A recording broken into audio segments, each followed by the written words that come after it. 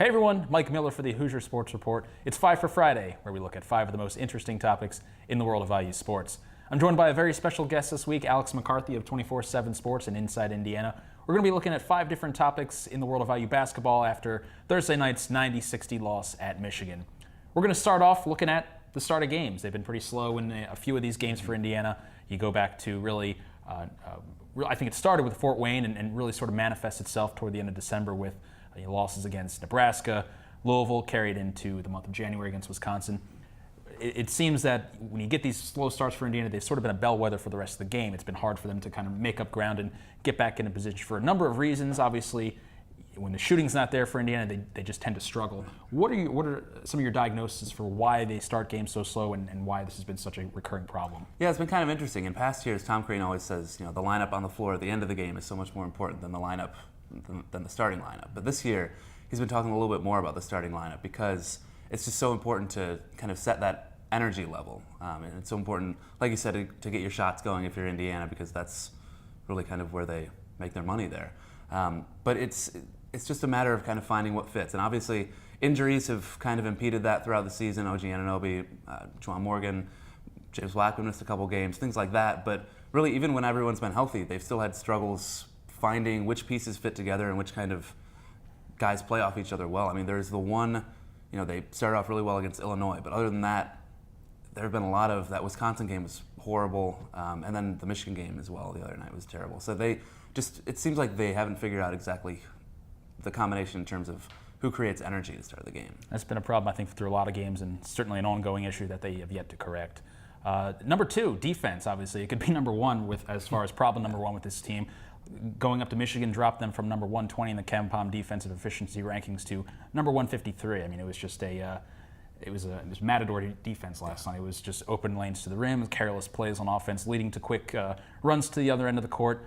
How do they fix this? Can they fix this? Do they have the personnel to fix this? Yeah, I mean, at this point in the season, it's the end of January. I mean, you kind of are what you are at this point. And Indiana is a team that relies on getting hot on offense and hopes that it can be good enough on defense. It was crazy the other night to see Indiana shooting above 50%. At a point they were like shooting almost 60% and still down by 20, and that shouldn't be happening.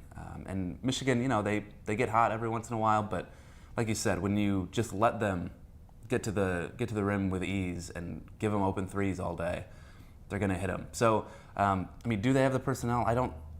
Especially without OG Anunoby. Right. I don't think so. I mean, James Blackman is kind of the scapegoat in a lot of ways for Indiana's defensive struggles, but it's far from just him. It's, he has his struggles, and Thomas Bryant in particular also has his struggles, and there are a lot of guys who their ceiling defensively is just not that high. I mean, Zach McRoberts plays really good defense in stretches, but when he gets switched onto a guard or something, he just, he can only guard a couple positions, and that's been hurting Indiana. But I mean, just Thomas Bryant in general, he's just so important to the chemistry of this team and the defense of this team. And we saw that last year. As he got better, the team got better defensively. And this year, it hasn't been there. Leads right into number 3, Thomas Bryant. He was a preseason All-American for this team, coming in for a few publications. NBC Sports, Blue Ribbon Magazine all thought he had the potential to be one of the nation's best players. So far, however, midway through the season, at least past the midway point, it's been a bit of a regression for Thomas Bryant. You go back to the end of last season, the NCAA tournament. There were stretches in that Kentucky game, or almost the entire game, where he just dominated those guys. I mean, that was a very impressive performance. He played strong. He played great front court basketball. This year, we just haven't seen it. He's been floating out on the perimeter a little bit too much, playing a little bit too high at times.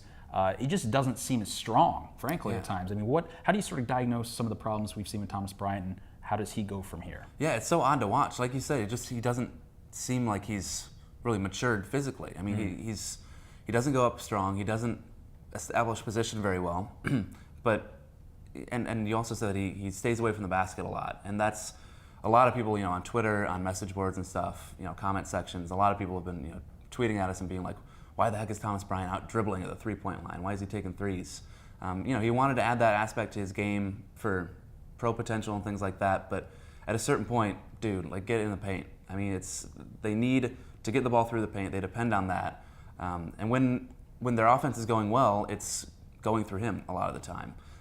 But I mean, in terms of reasons why, I really, it's hard to explain. I mean, we're not there every day in practice. we're not there in workouts, things like that. But for some reason, he just does not look as strong, as confident. Certainly not as confident with the ball as he did last year. And I don't know who to attribute that to, quite honestly. It's almost like he has to play a little bit taller. Sorry about that. That's good. 10 games left, 6 more on the road. This is a team that obviously blew a couple games at home at Assembly Hall earlier. The margin for error obviously slimmed. Last night at Michigan was not a must-win game, but it was a great opportunity to get another valuable road win going into the stretch. Obviously Sunday at Northwestern, that's going to be tough. They're playing really good basketball right now. They're in the middle of a stretch of 3 out of 4 games on the road. 10 games left. They got to make up a lot of ground. I think right now they're still in the field, but do they make the tournament? At this rate, it's going to be really tough. Because the non-conference schedule was so bad. I mean, you get your 2 resume-building wins, but then the rest of your wins are against sub-300 KenPom teams. They needed to get a few resume-building Big Ten wins, and they're still out there. I mean, if they could beat Purdue at either place, either here or in West Lafayette, that would be big. If they could beat Wisconsin at Wisconsin, which is a tall task, that would help. But honestly, I don't really see it at this point. I mean, the way that they're playing defense, the way that they're just kind of dependent on James Blackman going off, because when he had 33 points the other night against Michigan State, things were great. When he had 4 points last night against Michigan, not so great. So, I mean, there are just so many things that have to go right for Indiana to win these games, and I just don't see enough of those things going right in enough of these games to get them there. Felt like we'd have a really good idea or sense of where the tournament picture might be for Indiana after this week, and obviously coming off that game Sunday at Northwestern, that'll be big. If they can make up ground, it might be a different conversation, but right now it's certainly, there's a lot of ground to make up, there's no doubt about it. We'll end this week looking at recruiting. Indiana has 3 prospects lined up, commitments in its 2017 class. Will they add another? Let's go over the first 3, Clifton Moore, sure. Justin Smith, and Al Durham, the first commit. Who else is on the horizon? Is there anyone else they're looking at and trying to wrangle into the class? Sure. It's maybe not the highest rated class. People always look at the recruiting rankings and things like that, but there's a lot of potential in these 3 guys that they have signed. Clifton Moore is like 6'10", plays out on the perimeter, shoots threes, and just is very raw. I don't know if he's going to be a huge contributor next year, but down the line, I mean, he could develop into a really good 4-year player. Yeah. Justin Smith, super athletic. His coach described him as a dunk show to me, and you look at, if you YouTube Justin Smith basketball or Adley Stevenson or whatever, it's just like highlights of him jumping over people. So super athletic. We'll see how that translates to the next level. Al Durham, he's not going to be super flashy. He's not going to be a one and done or anything like that. But he's a good, reliable combo guard. Brings a little bit of athleticism, and is having a really good senior season. Looking forward to who they're kind of looking at. Their recruiting never stops. We've learned that from covering Tom Crean these past few years.